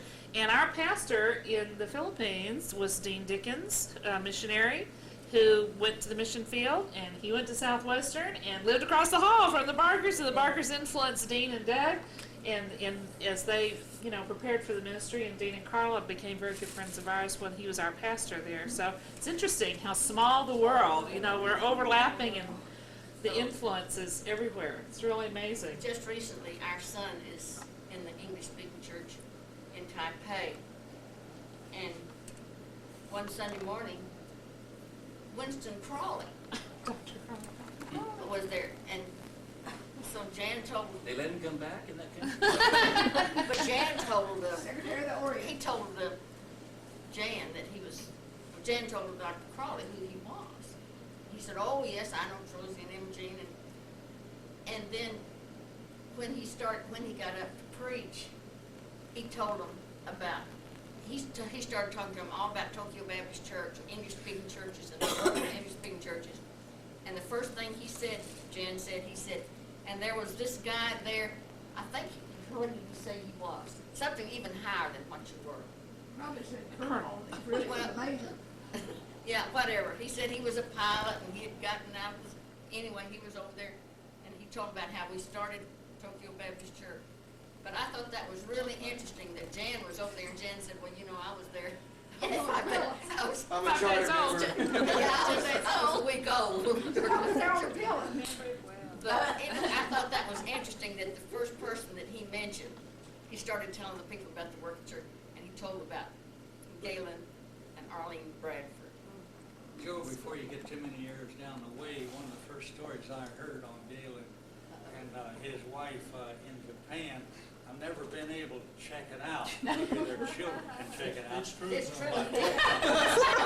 I understood that they were going to try to get to Nojiri one time from Tokyo, and so they got, and I think they had the car loaded of the children. Was this the station wagon? Yes. Yes. We had Angela Grant in the car. Yes, we did. And they got up in the mountains, see, and there's several ways, and of course the roads back in those days were not as nice as they are now.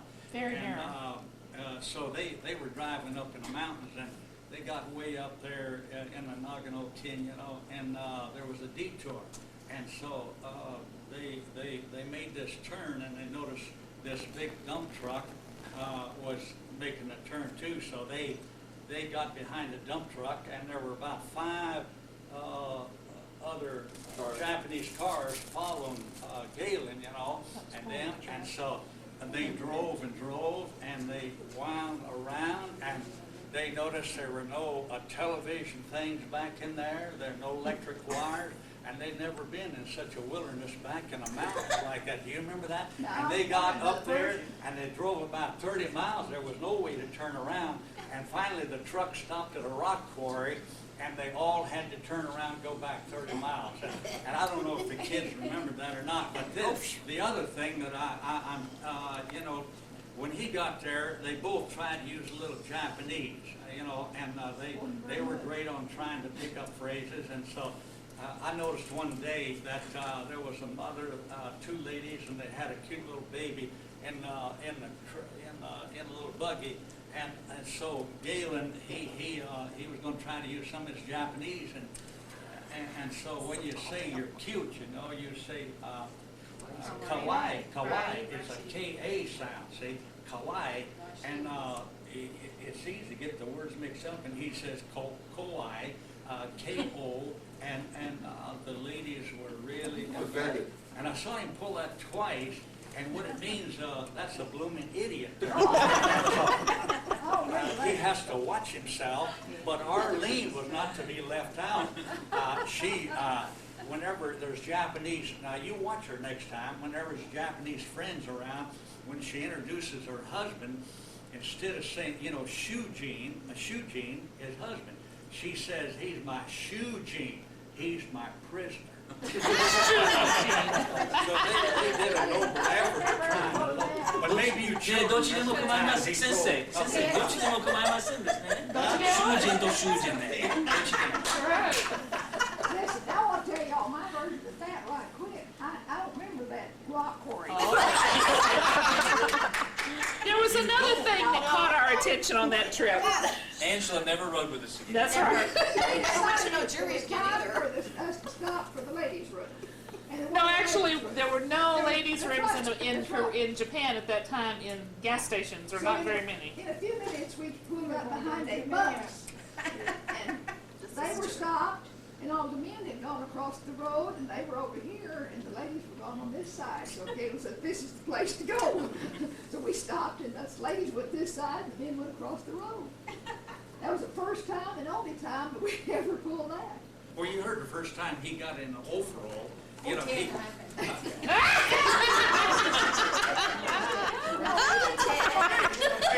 That's the truth. He went up in a mug, you see, and they got the tub ready. The ladies would get the tub ready, and so he would never want to go in, but the missionaries coaxed him to go in, and so they had already got in the water. You get accustomed to it. And he said, I won't go in, And about the time the lady comes back, the Japanese maid, to check the water, and he's naked as a jaybird, and so he jumps in that water. Boy, it's hot, and then he jumps out, and he jumps back in, I never heard that one. Well, you weren't in the men's room, That's a man-only story. I never heard that one. Give me a Bible, I'll swear. More things about when they went down into Tokyo, all those missionaries to Corky and Milton Dupriest and Dub and Frank, all those stories. I don't know what happened there. We'll never know. You don't need to know. Let me interrupt you. Lynette Templeton, this lady right over here, the rest of you hadn't met her. Hi, Lynette. I served in Tokyo 2 years too. She doesn't know any stories on you yet. Doug Saunders in Richmond, Virginia, and the letters crossed,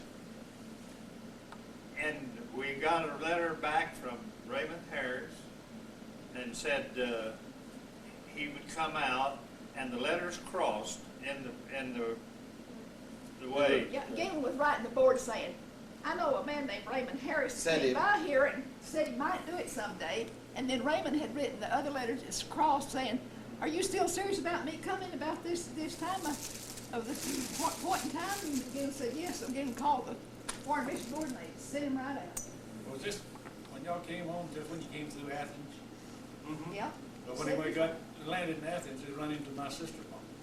Walked My in, wife's sister. Walked in and sat down in front of her. Can't get away from family anywhere. Just try as you might. Walked in and sat down in front of him. I couldn't believe it. Well, It was shock. in '78, they settled in Canyon Lake and decided to build a house. Brad and I were playing there in San Antonio. He knows the course. I don't know what the course is, but we were about 240 yards from the green to which we were going. Now, I'd had a good drive. I went straight, but Brad didn't. He went off out this way, and he was about 230 to 40 yards from it. And so I hit my shot over here, and we went over to his, and he got ready with a 3-wood. From the rough. Yeah, and I said, Brad, if you hit that right, you might get that thing.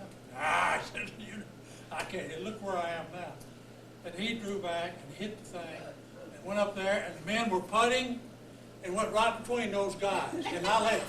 I went home. No, I wanted to go home, but we went on up there, and I said, man, I hope those guys are good sports. Boy, I mean, they didn't like it one bit. They didn't like that. Brad tried to apologize to them, and they were tough old birds, so we were careful before we used his 3-wood anymore. I bet. It was a great shot. One of the first times I ever played golf with Galen, he hurt his back, and they wound up flying him to San Antonio to the hospital. Wow. Yeah. Lee, it wasn't the back, it was recurring from what you had in North Africa. It was a spastic colon. Is that what it was? And when I went to San Antonio to the hospital, Pope Noel sent me down there, and Lee Skillman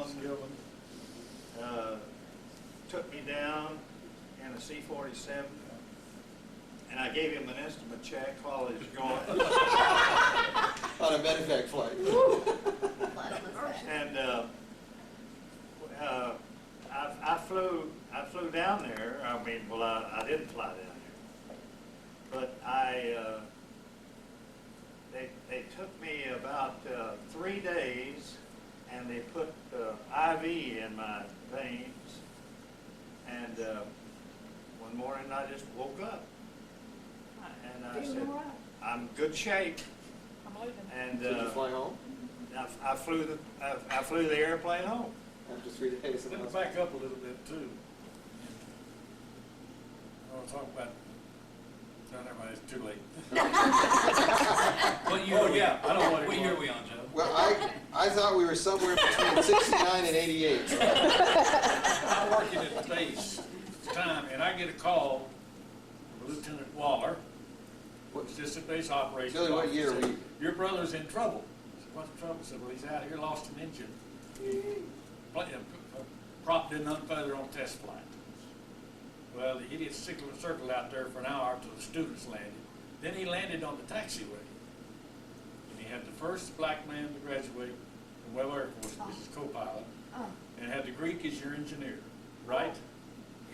Greek is his engineer. So I'm in the car, and I go out with Lieutenant Waller, and they land the airplane, and he comes back, and he's sitting in the door of the C-47. And the lieutenant said, well, he sure is calm. I said, calm hell, look at those legs move. You told the black man, he says, what do I do? And you told him, sit on your hands. The Greek told me that. But they had a saying back in those days, there's a major brick wall. If you wanted something done on Webb Air Force Base, see Brick. If he can't do it, see Brad. Or see Brad and get our Brick. And those two majors ran the base. They ran that base. Did Dad get you the job? Roused about that night, and he told me, well, you want you to go check, see if they need anybody, and I went up and worked DOL, worked out there 5 years. Backing up a little bit, that's one Did you time. ever get a commission on that deal? I took care of him pretty good. That reminds me, one time in Germany, I think it was, that you and Joe Faulkner were at the same base, two first lieutenants, and between them, you had to see them to get anything done. Transportation and commissary. Some colonel Housing and commissary. and found out you had to see one of those two, and he said, "Do these two lieutenants run this base?" And somebody said, "That's right, they sure do. You can't do anything without seeing one of them or both of them." We were both instructor pilots, instrument pilots, and we checked out everybody in the C-47, and You were ops and Brick was in charge of quality control, right? no, I was in charge of operations. Yeah, In airline. Well, we're talking airline now. And We switched back. Yeah. Joe Faulkner was in charge of supply. Okay, so supply and ops. What year are you in? Well, we're not sure. That's good, I forgot. Daddy and Clint decided to go fly. Yeah. They made national No, Oh, that was nobody. the one with the landing gear that Yes. wouldn't come down, right? Yes. Right. My It's husband Easter. was a pilot, and I had asked, when I found out that my grandfather had died, I asked Clint, whom I was dating at that time, if he would fly my dad up to Graham for the funeral. And that I was going to follow up in the car in a day or two with my mother, but I wanted him to go on up there. So, this was April 3rd or 4th, 85. That was Easter weekend. I mean, right at Easter weekend. And they got left early that morning, and my husband's boss, or owner of the company that he worked for, had a small aircraft. And they got up early that morning. About 10:30, I got a call at work from the tower saying that there was a problem with the plane, and they didn't want me to. Clint had called and said not to worry about what I heard on the radio. Oh. And I'm thinking, would I call my mom just in case she had heard something too? And of course, I had not a clue what was going on at that time. But anyway, make a long story short, they got up to Graham, tried to land the airplane. The landing gear would not come down. So they circled around for a while. And Clint, knowing that if he landed that plane on its belly up there, it would have to be toted back, whatever you call it, said he would fly the airplane back. They still had plenty of fuel. So they flew back to San Antonio. San Antonio International Airport would not let them land there. They had to land at Stinson Field, which is on the south side of San Antonio. But in the meantime, CBS is covering all Yes, this. meantime, this is a media event. Live. This is a really Live TV. slow news day, folks, let me tell you, to cover this event. It was on CBS, ABC, NBC, it was on everything. And the plane belly landed at Stinson. They were doing construction at the time on it, and they had a layer of sawdust, dust, Foam. No, they didn't foam. They never did foam the runway. They put something on the dust on the runway because it was under construction, and they belly landed it, and that made the news. And Yeah. they popped But out. they were covering it as the plane was circling. As it was landing. Because my story's worse. Why, At what 8 did you o'clock that morning, I was in federal court giving a testimony on a big environmental lawsuit against the military. The bailiff came in and said, there's an emergency phone call for Major Bradford, but I was a captain at the time. And it was David calling, and they wouldn't let me talk to him. The judge took the phone and said, yeah, who is this and all that, and he was copying down some notes. And so the judge calls me up, I'm on the stand, he calls me over to his chambers and he said, you've been promoted to major and your grandfather has died and we're dismissing the court and you're to leave now and my car is going to take you to the Kansas City airport. I go, great. So I'm not packed or anything. So I run over to the hotel, get stuff, go to and I'm in processing and changing my tickets, and I'm watching the brand new TV monitors.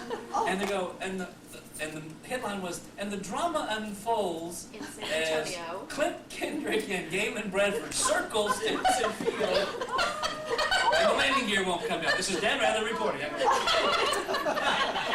not true. That's The next day, they called me, and I said, he said, how about the crash? Yeah, Oh, no, he said it's not a about the crash. crash. And Not a crash. I said, I've got over 5,000 hours in this airplane, and everything it worked out just exactly right according to the book. Only Well, problem but was. you called it something. You called It's it a controlled landing. landing. That's right. Controlled It was not a landing crash. Yeah. One of the things that I think is real important from what we've done here today is that we try to collect as many of these memories and these vignettes as we can. So today when we were at the house, I asked you if you would set some time aside each week, maybe a couple hours a week, and sit down and as best you can chronologically give us some of your memories, especially about your career, okay, your time in the military, then your second career as a missionary, right? So that we can then take an official 80th birthday gift certificate. We're going to go ahead and have a computer that will get you internet access, but give you a chance to start doing some of this with your memoirs. At least as a minimum, do it into the voice tapes, and we can get someone to transcribe it onto the machine. But then you'll have a chance to look at it and edit it and add things as things occur to you. And John's really interested in having as much as we can on our homepage with links to the different people in the family. So that's a presentation from all of us. And Marina, you're the newest member of the family. You had a chance to have them visit you all. Got any stories?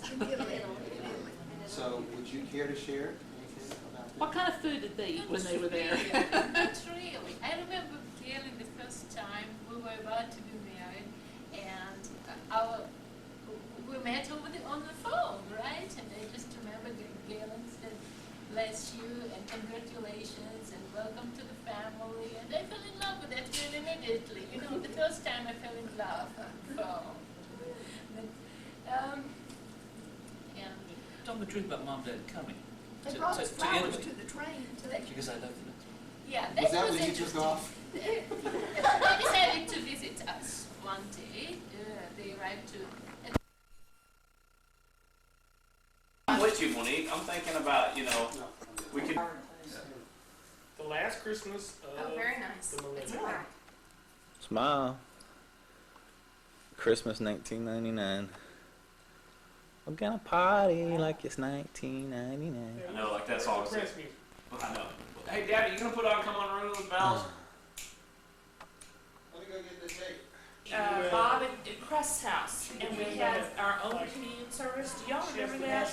That was the first time I had ever done a communion service, just us, and we played.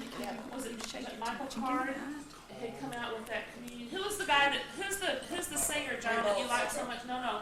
Finish, John? No, that was that Christmas that we played "Come on, Ring Those Bells" about 9 million times. It was also the Christmas that I'm getting my honey bunny. not Pete, but No. Repeat was killed. No, that was a couple years later. This is Because I always do stuff. He got married. Like, I ripped the toenail. We got weak, and so. Yeah. Oh, that's cute. Those are my favorite kind of viruses too. I know, that's why I got it, so. There's different kinds of viruses. Yeah. Gosh, that tells you how much I know. In Texas, they call them flags. And these are Japanese irises. Cool. And the German irises are like this. John can open one, let John know. No, I'm recording. Johnny? Oh, very good. These two books we wanted, Esther and David Oh, Swindoll's cool. books. I haven't read any of the. Yeah. Now you have to start opening these because, all these over here for Hester. Joseph and. Here, open this. who's the other one? Parents to be. He doesn't want to open. Yes, he loves it. Although when we were growing up, John used to be the worst. He'd fill out each individual Very piece of paper. nice. She found it. The Doris Day collection. Who did I that? could sit all day and watch Who was it? Who was it from? Grandmother. Oh my gosh. Yeah. Pillow top, what else is in there? For my kitchen, it doesn't have a touch of me. A touch of meat. Mom, did you ever see a touch of meat? That's from? Mom and Dad. I can listen to Yeah, it does Mom, have did you ever see a touch of meat? Touch of meat? That doesn't have it. But it does have Thanks chocolate. to the For your kitchen. Now that I like bought somebody's gonna be sleeping all day. Oh, then you know I what bought to those in last year to bring in, and they just come every time. You got me a new one. What? Somebody watch. do. I've been wanting some mixing bowls, and this is like.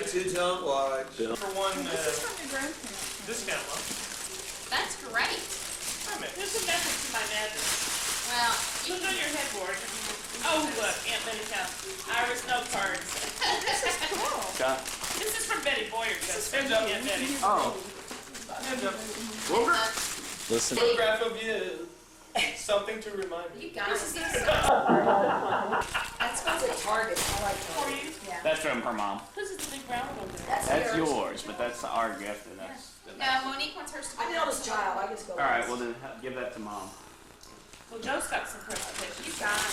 Such a good picture. Oh, mom. Mother. Is it breakable? It's fragile. Uh-oh. It's packaged. Take the ribbon. Quite a bit. Okay. Somebody. Yeah, it's not always pretty good back. We still have the Virginia on the front of that, so maybe we should watch it. That is such Although we didn't videotape the best part. Did a nice job. Halftime. I'm really glad y'all did that. Yeah, because we don't have. We don't have any pictures like Except mom for and the one dad. from the wedding with the green background. We came up with a really nice phrase, Sherry did, and also that. Where do you go? Target. Well, this size is 18. That's fine. He has it forever. So We have this taped. but I like the I see blue. him every day, so why should Somebody got a copy knife with What if them. you want to give him as Christmas gifts next year? Merry Christmas. Next year they got nails. See, we don't have to be in our Christmas tape. This is your best Christmas gift ever show. This show has been brought to you by Mildred and Bud Nash, Joe and Dee LeMire, Justin and Allison Baker, and Monique Minnick. You heard a little rumor back in September that you might be expecting another one in the family, and we knew that you probably need some new wheels. So, behind corner number 1 is some new wheels. Yay! Isn't that cool? This is the 4-in-1 Graco stroller that will take you from infant to toddler, from the car to the stroller. In the Noah's Ark package. With hydraulics. With hydraulics. We will show you how to play with it later. Isn't that cool, honey? Now, to make sure, thank you, Allison. Oh, thank you. Now, to make sure that we can start on the right track towards decorating for this room, my second assistant, has 2 things. Door for number you. 2. Stairway number 2. Here we go. Stairway number 2. Wait, we have no fun now. We have to get you on stairway number 2. Okay. Stairway number 2. Okay. It's the last step. He did that this morning. She did too. And there's no, We can't see it. well, there's no carpet. This is the exact one I picked out. Stairway number awesome. 2. Okay. Now Yeah, John but- has to open. Yeah. Open something. Okay. Very heavy. Noah's Ark mirror. I'm so excited. Now we have to move so I can decorate. Now we didn't buy I can't get pregnant like this year. great hand-me-down stuff. We'll make sure we time it so that it's at least 18 months apart. Almost. Door number 3 is not. He's freezing. He's freezing outside. Oh, it's not that cold. Okay. Isn't that great? That is so cute. The art collection. Just to make sure that we can get you at least through the first 6 months. Okay. Door number 3, where are you? Locked out. Door number 3. Speaker freezer. What is that? How the bassinet? It goes by the bed. It goes by the bed. Is that absolutely Isn't that darling? cool? That is the exact. And all the bedding. You got all the bedding and the mobiles and stuff. And there's other little gifts in here. So. See, that's the exact one. All the bedding. All Is the- that it? Is that the right colors? Wow. Cool. Thank y'all. You're so welcome. Thank you, door number 3. You're so good. Door number 2, you're so excellent. This too also breaks down. I can Thought show they you. were leaving you out there, but no. This is a lot of money. Well, it's easy when you got 4 Well, my apples. mama said to call her after we open presents. Yep. I love it. We get them all those gifts, and she goes, we just thought about leaving you outside. I was never gonna let you think I love you. That is awesome. They don't make it anymore. My brother's already They filled don't me make in. it anymore. This They is have the pattern, but you have to get it sewn. You have to get it made. right. You have to get the pattern made. So you can make some more sheets and Was this stuff from out that of it. lady that was selling all this? Well, Hester knew about the stroller because I told her.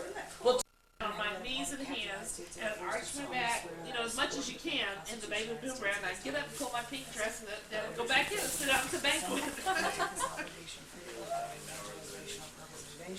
And I will well. Hey, this shuts off automatically. He's pretty good there, Chickadee. Monique's gonna hold. You would think that you were. Properly solemn. We're ready? Go. Attention to orders. You have to stand. Yeah, attention to orders. Please stand. Please stand. All rise. All rise. Oh, sorry. I, Justin Andre LeMire, I, Justin Andre LeMire, having been appointed a captain in the United States Air Force, having been appointed captain of the United States Air Force, do solemnly swear do solemnly swear that I will support and defend the Constitution of the United States that I will support and defend the Constitution of the United States against all enemies, foreign and domestic, against all enemies, foreign and domestic, and that I will bear true faith and allegiance to the same. that I will bear true faith and allegiance to the same, That I take this obligation freely, that I take this obligation freely, without any mental reservation or purpose of evasion, without any mental reservation or purpose of evasion, and that I will, well and faithfully, and that I will well and faithfully discharge the duties of the office discharge the duties of the office upon which I'm about to enter, so help me God. upon which I'm about to enter, so help me God. Congratulations. Thank you.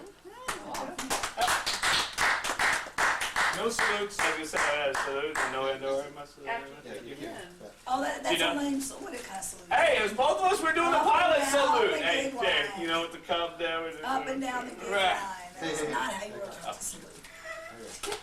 Up and down the Up big and line. down That's the way the personnel officers No, salute, that's you the know. way. Pilot Oh, salute. geez. What were you trained This is to do? all on tape. Oh my goodness. Yeah. Blood wings. Ah, it's blood bars. Don't you get rid of bars? That's a Marine, Oh, isn't it? dual bars, babe. Oh. Captain's bars for two, like railroad tracks. Just checking. That's their You'll see flight 'em for 8 wings. years, so You're you'll gonna see see The 'em. SEAL, I remember someone SEAL asked me training, about SEAL butterballs training. today. You'll see them for 8 years. so Pounded get in used their to looking at chest. 'em. Keep them in the corner. Unless he Did you believe it? The baby brother made captain, same rank as the sister. I don't have to salute her anymore. Thank God. Okay, first one. Check Allison back. Thank you. It's like, you know, one of these days you're gonna Those are remember from that I've married. Mama, Papa, those are from your dad. No, thank you. What is that? Thank you. Don't look good from the side though. Yeah, you do. Well, turn and look at me. Got more chins than China. Really? What'd you do at work today? I stayed on the computer and got caught up for the last 2 weeks. Well, you were behind? I was behind. Thought you told me you didn't get behind. I was behind because I did aisle 8, and then I was behind because I went to the Food Institute. Oh. So I had to play catch up. Your lips are real red. It's because I'm dehydrated. Oh, you got lipstick on. I'm not drinking enough water. Well, how many Cokes did you drink today? I don't know. Okay, that's enough of me, please. Okay. Well, I'm sorry. Keep that battery up. Yeah. Wait. Is it recording? It has been too the whole time. No, it hasn't. They got the. I saw the burn. I went up there right across the board. Still got 87 minutes. You know thank the baby was small. That's been a problem a long time.